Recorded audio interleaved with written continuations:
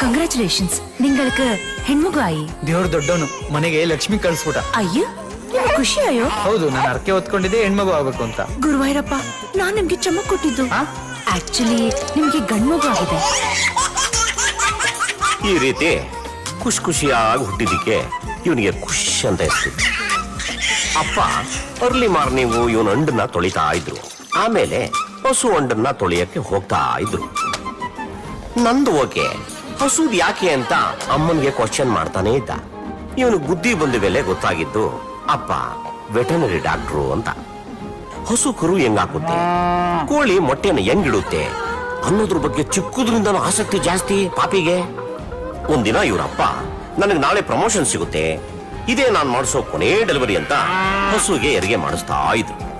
ಆ ಹಸು ತಿರುಗಿಸು ಒದಿತು ನೋಡಿ ಒಂದೇ ಸಲ ಡಬಲ್ ಪ್ರಮೋಷನ್ ಸಿಗ್ಬಿಡ್ತು. ಇವರಪ್ಪ ಸ್ಮೋಕ್ ಹಾಕ್ಸ್ಕೊಂಡ್ಮೇಲೆ